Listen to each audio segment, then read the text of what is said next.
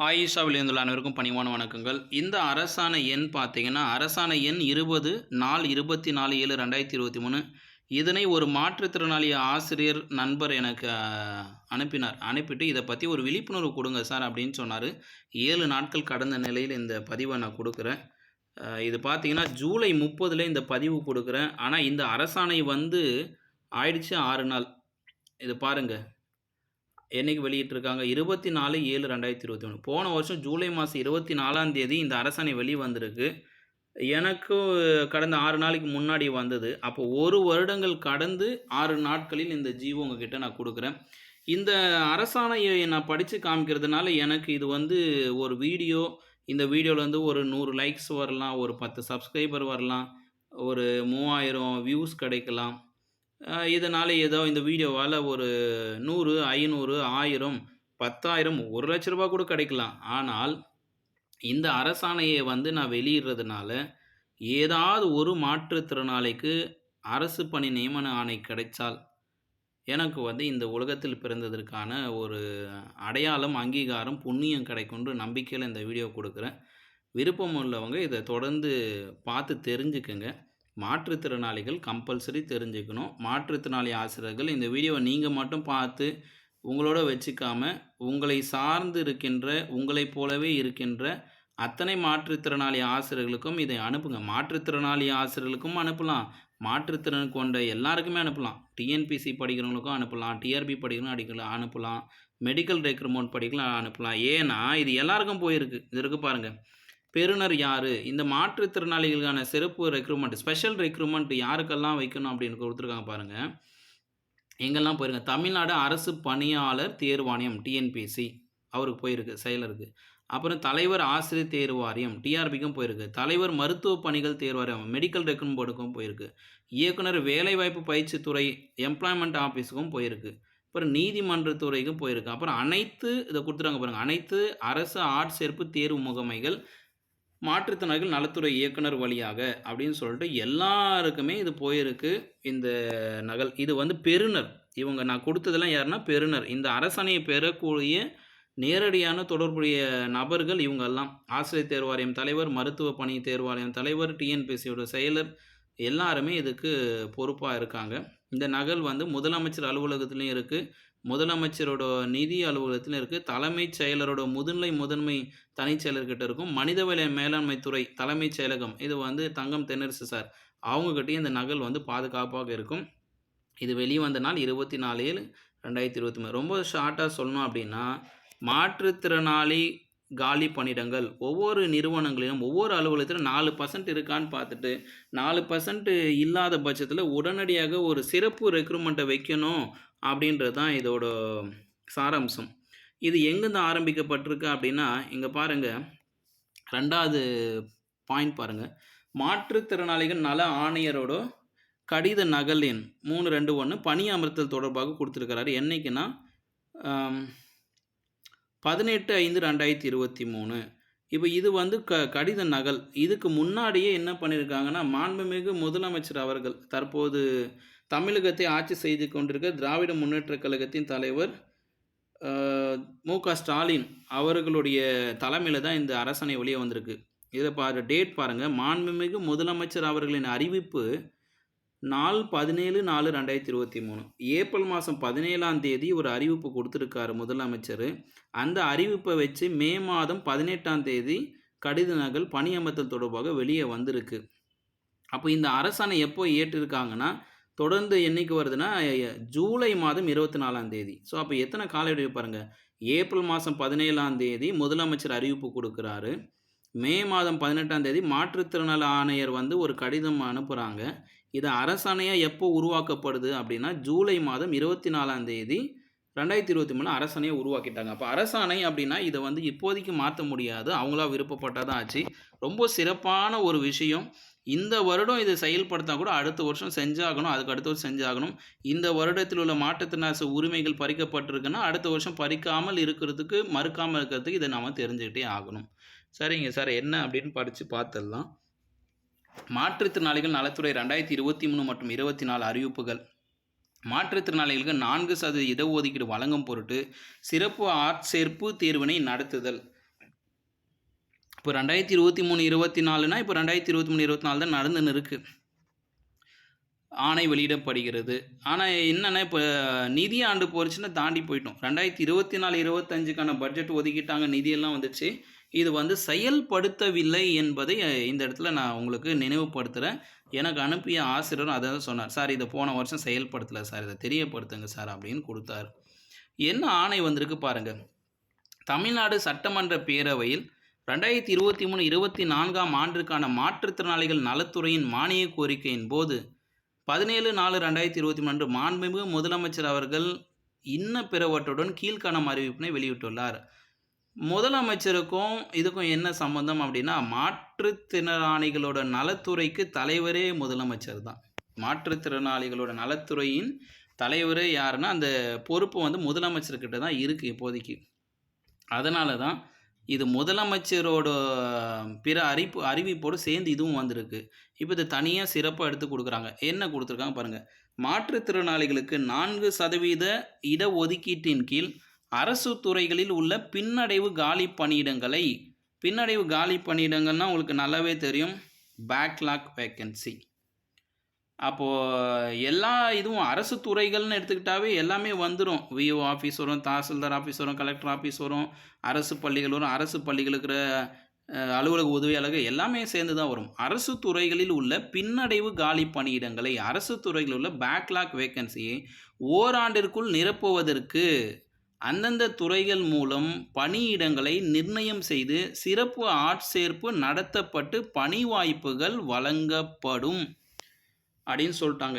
இது வந்து என்ன சொன்னாங்க, ஓராண்டிற்குள் சொன்னாங்க. இது ஓராண்டுன்னா எப்போ பாருங்க, 24/7/2023னா, இப்போ 24/7/2024 ஜூலை மாதம் 24ஆம் தேதி 2023லேருந்து ஜூலை மாதம் 24 2024க்குள்ளேயே பண்ணியிருக்கணும். ஆனால் செய்யவில்லை.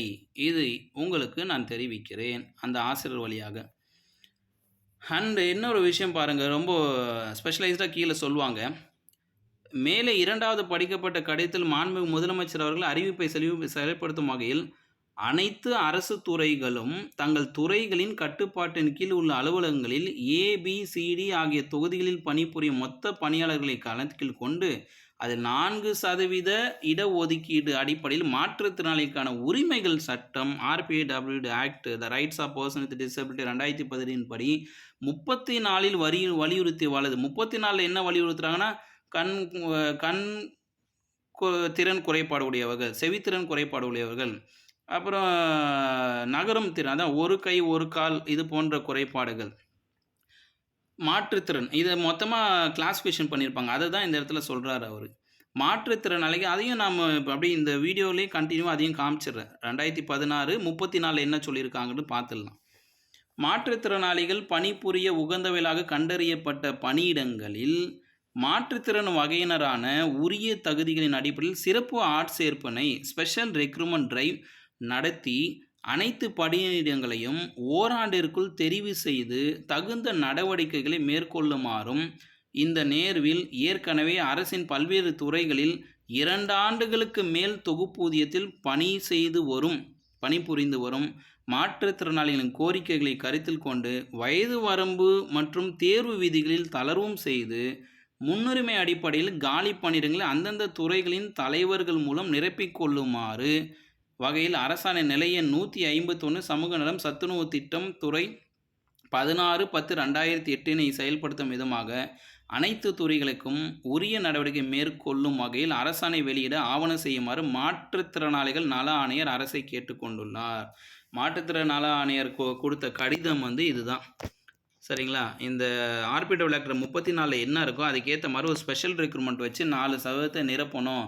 அதே மாதிரி ஏற்கனவே டெம்பரரியாக வேலை சென்ற மாற்றுத்திறனாளி கோரிக்கையை வந்து நிறைவேற்றி அவங்களுக்கு ஒரு வயது வரம்பு தளர்வு கொடுத்து இதெல்லாம் கல்வி தகுதியெல்லாம் தளர்வு கொடுத்து அவங்களே நிரந்தர பணியாக மாற்றுறதுக்கு எங்களுக்கு ஆணை கொடுங்க அப்படின்னு அரசை கேட்டுக்கிட்டார். இது அரசை கேட்டதுனால இப்போது என்ன ஆணை வந்திருக்கு பாருங்கள். மாற்றுத்திறனாளிகள் நல ஆணையரின் கருத்துருவினை நன்கு பரிசீலனை செய்த அரசு அதனை ஏற்று மாற்றுத்திறனாளிகளுக்கு சிறப்பு ஆட்சேர்ப்பு நடத்துதல் தொடர்பாக, இது இங்கிலீஷில் டிரான்ஸ்லேட் பண்ணி பாருங்கள், ஸ்பெஷல் ரெக்ரூட்மெண்ட் டிரைவ்னு இருக்கும். சிறப்பு ஆட்சேர்ப்பு திறன் நடத்துதல் தொடர்பான மாண்புமிகு முதலமைச்சர் அவர்களால் வெளியிடப்பட்ட அறிவிப்பினை செயல்படுத்தும் விதமாக பின்வரும் ஆணை வெளியிடப்படுகிறது. அப்போ இதை செயல்படுத்தணும்னு சொல்லி ஆணையே வெளியே வந்துடுச்சு. இன்னொரு விஷயம் என்னென்னா, காலாண்டுக்கு ஒரு முறை இதை கண்காணிக்க சொல்லியிருக்காங்க. ஓராண்டே முடிஞ்சு போச்சு, ஆனால் இங்கே காலாண்டு முன்னேற்ற அறிக்கை வரை சொல்லியிருக்காங்க. இது வந்து 4வது பாயிண்டில் இருக்குது. 3வது பாயிண்ட் படிச்சுட்டு வரலாம். என்ன ஆணை வந்திருக்கு பாருங்கள். தமிழ்நாடு அரசு பணியாளர்கள் பணி நிபந்தனைகள் சட்டம் 2016 பிரிவு 27B மற்றும் உட்பிரிவு BBB இதில் வரையறுக்கப்பட்டதற்கிணங்க இது என்னன்னு சொல்லிடுறேன். நம்ம இந்த இடத்துல 2 எக்ஸ்ட்ரா பிடிஎஃப்பை பார்க்கணும். என்ன எக்ஸ்ட்ரா பிடிஎஃப்னா, சார் இங்கே ஃபஸ்ட்டு வருது பாருங்கள். மாற்றுத்திறனாளிகள் உரிமைகள் சட்டம் 2016 இதன் சட்டப்பிரிவு 34 இதுக்குன்னு தனியாக ஒரு பிடிஎஃப் இருக்குது.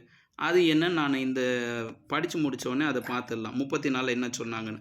அதே மாதிரி இதையும் படிக்கணும். நாம் அரசு பணியாளர்களோட பணி நிபந்தனை சட்டம் 2016 அடிப்படையில் 27Bக்குள்ளே போயிட்டு உட்பிரிவு BBன்னு 3B இருக்குது. ஸோ அந்த BBB என்னன்றதும் பார்த்துணும். அந்த வரையறை கொடுத்துருக்காங்க. வரையறைக்கு உட்பட்டதற்கு என்னங்க, அனைத்து அரசு துறைகளும், இது அனைத்து அரசு துறைகளும் not only TRB, TNPCM, MRB, அதாவது மெடிக்கல் ரெக்ரூட்மெண்ட் போர்ட், அதுக்கப்புறம் எல்லாமே சதர்ன் ரயில்வே, இது எல்லாம் இதுக்குள்ளே எடுத்துன்னு வந்துடலாம் போல். ABCD மற்றும் D தொகுதிகளில் பணிபுரியும் மொத்த பணியாளர்களை கணக்கில் கொண்டு அது மாற்றுத்திறனாளிக்கு 4% இடஒதுக்கீடு வழங்க ஏதுவாக அனைத்து பணியிடங்களையும் தெரிவு செய்து சிறப்பு ஆட்சேர்ப்பினை தேர்வினை நடத்தி அப்பணியிடங்களை ஓராண்டிற்குள் நிரப்புவது தொடர்பான நடவடிக்கையினை அரசின் அனைத்து துறைகளும் மேற்கொள்ள வேண்டும். மேலும் அரசின் பல்வேறு துறைகளில் 2 ஆண்டுகளுக்கு மேல் தொகுப்பூதியத்தில் பணிபுரிந்து வரும் மாற்றுத்திறனாளிகளுக்கு சிறப்பு ஆட்சேர்ப்பு தேர்வில் பங்கேற்கும் வகையில் 2 ஆண்டுக்கு மேலே தொகுப்பூதியில் இருக்கணும். இதில் என்ன பண்ணணும், இதுலேயும் அலோவ் பண்ண சொல்கிறாங்க. அவங்களுக்கு வயது வரம்பு தளர்வு கொடுக்க சொல்லியிருக்காங்க. இந்த துறைகள் விதிகளுக்கு உட்பட்டு வயது வரம்பு தளர்வு மற்றும் தேர்வு விதிகளில் ஒரு முறை மட்டும் தளர்வு வழங்கி அக்காலி பணியிடங்களை அந்தந்த துறை தலைவர்களின் மூலம் நிரப்பிட தக்க நடவடிக்கை மேற்கொள்ள வேண்டும். சரி, இது வந்து அமைச்சர் கொடுத்தது தான், முதலமைச்சர் கொடுத்தது. அடுத்து இதை கண்காணிக்க சொல்லியிருக்கிறார். சிறப்பு ஆட்சேர்ப்பு தேர்வினை நடத்துதல் தொடர்பாக ஒவ்வொரு துறை வாரியாக மேற்கொள்ளப்படும் நடவடிக்கைகளை கண்காணித்து இப்பணிகளின் காலாண்டு முன்னேற்ற அறிக்கையை, காலாண்டுன்னு அப்போ பார்த்துங்க, எத்தனை காலாண்டு, கரெக்டாக 4 நாள் வச்சுருக்காங்களா, நமக்கு 12 மாதம் இருக்குது அப்படின்னா அது 4ஆக பிரித்தா உங்களுக்கு தெரியும், 3 நாள் 12, அப்போ 3 மாதத்துக்கு ஒரு தடவையா? ஓகே, 3 மாதத்துக்கு ஒரு தடவை என்ன பண்ணிக்கணும், முன்னேற்ற அறிக்கையை கொடுத்துக்கணும். ஆனால் இங்கே 1 வருஷம் ஆகி கூட நமக்கு தொடர்பான ஆசிரியர் தேர்வு வாரியத்தில் எந்த ஸ்பெஷல் ரெக்ரூட்மெண்ட்டும் இங்கே வரல. அப்போ இது வந்து என்னென்னா, ஆசிரியர் தேர்வு வாரியத்திற்கு இது தெரிஞ்சிருக்கா இல்லையான்னு தெரியல. மாற்றுத்திறனாளிகளுக்கு பல பேருக்கு இது தெரியாமல் போச்சு. இது எத்தனை பேர் நம்புறீங்களோ அத்தனை பேருமே அப்படியே லெஃப்ட் சைடில் லைக்கை போட்டு சப்ஸ்கிரைப் பண்ணிவிட்டு இந்த வீடியோ முடியும் போது நிறைய பேருக்கு இந்த வீடியோ அனுப்புங்க, தெரிஞ்சுக்கிட்டும். அப்போ தானே வந்து உங்களுக்கான பணி வாய்ப்பு உறுதி செய்யப்படும், வாங்க முடியும். 3 மாதத்துக்கு ஒரு தடவை முன்னேற்ற அறிக்கைன்னு அனுப்பணும்னு இருக்காங்க. ஆனால் இங்கே வந்து 1 வருஷமாக ஆகி தேர்வையே வைக்கல. இப்போ தான் வந்து தேர்வை முடிச்சிருக்காங்க. செகண்ட் டிகிரி டீச்சர்ஸுக்கும் பிடிக்கும் இப்போ தான் 1 வருடம் கழித்து தேர்வு நடக்கிறாங்க. அது வேறு, இது வேறு. அது வந்து நார்மலாக நடக்கிற தேர்வு, இதுவரையும் வைக்காம நியமனது. ஆனால் இது வந்து ஸ்பெஷல் ரெக்ரூட்மெண்ட் ஃபார் மாற்றுத்திறனாளிகள். ஏன் இதை செய்யலைன்ற ஒரு மிகப்பெரிய கேள்வி இருக்குது இதில். இது அநீதின்னு கூட சொல்லலாம். சிறப்பு ஆட்சேர்ப்பு தேர்வினை நடத்துதல் தொடர்பாக ஒவ்வொரு துறை வாரியம் மேற்கொள்ளப்படும் நடவடிக்கைகளை கண்காணித்து இப்பணிகளின் காலாண்டு முன்னேற்ற அறிக்கையை அரசுக்கு அனுப்பி வைக்குமாறு மாற்றுத்திறனாளிகள் நல இயக்குனர் அவர்கள் அறிவுறுத்தப்படுகிறார். அப்போது தமிழகத்தில் மாற்றுத்திறனாளி நல இயக்குனர் யார் அப்படின்னு பார்த்து அவரோட தான் நம்ம என்ன பண்ணோம், கேள்வி கேட்கணும். அவருக்கு தான் நம்ம RTI போட்டு கேட்கணும். கடந்த 1 வருடத்தில் ஒவ்வொரு காலாண்டு முடிவிலும் எத்தனை சிறப்பு ஆட்சேர்ப்பு நடத்தினீங்க, எத்தனை பேரை செலக்ட் பண்ணியிருக்கீங்க அப்படின்றத மாற்றுத்திறன் நல இயக்குனர்கிட்ட நாம் என்ன பண்ணணும், RTIயில் போட்டு கேட்கணும்.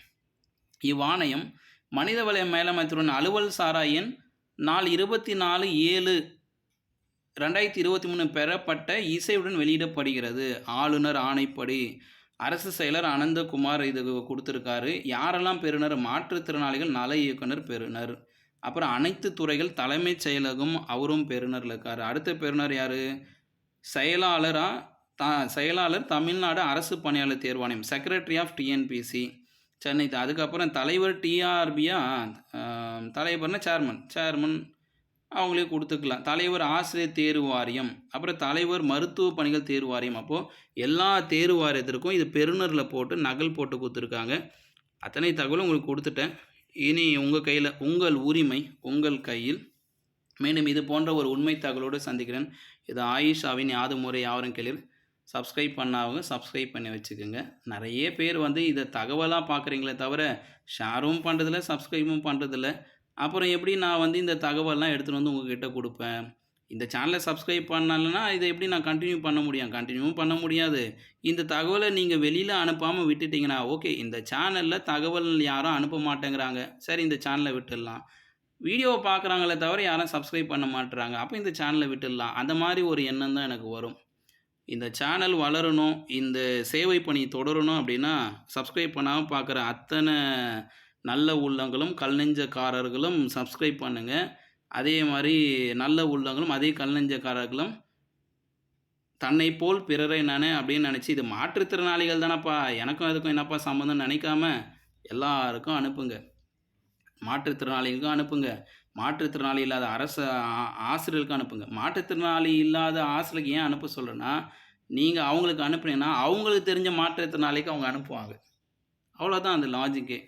சார் என்னுடைய நண்பர்கள் யாரும் மாற்றுத்திறனாளி இல்லை சார், நான் ஏன் சார் அனுப்பணும்னு ஒரு கேள்வி வரும். நீங்கள் நண்பருக்கு மாற்றுத்திறனாளி இல்லைனா கூட நார்மல் பர்சன் அனுப்பிச்சுன்னா, அந்த நார்மல் பர்சனுக்கு யாராவது ஒரு மாற்றுத்திறனாளி நண்பர் இருப்பார். அவர் இதனால பயனடைவார். ஒரு வருஷமாக ஸ்பெஷல் ரெக்ரூட்மெண்ட் வைக்கலையா, அப்போ என்னுடைய உரிமை பறிக்கப்பட்டிருக்கு. கண்டிப்பாக தெரியும். அதே மாதிரி காலாண்டுக்கு ஒரு முறை முன்னேற்ற அறிக்கை கொடுக்கல. அப்போது இப்போ புரியுதுங்களா? நான் available vacancy person with disability அந்த பணியிடங்கள் ஏன் ஏற்பட்டிருக்குன்னா இதுதான் காரணம். நடந்து முடிஞ்ச பிடிடிஆர்பியில் நான் available vacancy for the person with disability மாற்றுத்திறனாளிகளுக்கான காலி பணியிடங்கள் நிரப்பப்படாமல் போனதற்கு முக்கிய காரணம் அரசாணை எண் 20 கடந்த வருடத்தில் செயல்படுத்தலை. அரசாணை எண் 20 அடிப்படையில் மாற்றுத்திறனாளிகளுக்கு மட்டுமே ஒரு சிறப்பான ரெக்ரூட்மெண்ட் நடத்தியிருக்கணும். ஸ்பெஷல் ரெக்ரூட்மெண்ட் நடத்தியிருந்தாங்கன்னா அப்போவே காலி பணியிடங்கள் ஓரளவுக்கு நிரப்பப்பட்டிருக்கும். அதில் மிஸ் ஆனவங்கெல்லாம் இந்த தேர்வில் நிரப்பப்பட்டிருப்பாங்க. அதனால் அப்போ என்ன இருக்கும், உங்களுக்கு நான் அவைலபிள் வேக்கன்சின்றது மாற்றுத்திறனாளிகள் பணியிடங்கள் உருவாகியிருக்காது அப்படின்றது இந்த இடத்துல நான் 100% தெளிவாக உங்களுக்கு பதிவு பண்ணுறேன். மீண்டும் இது போன்ற ஒரு தகவலோடு சந்திக்கிறேன். இது ஆயுஷ் அவனி ஆதுமுறை அவருங்களே நான் உங்கள் ஆனந்த் சார்.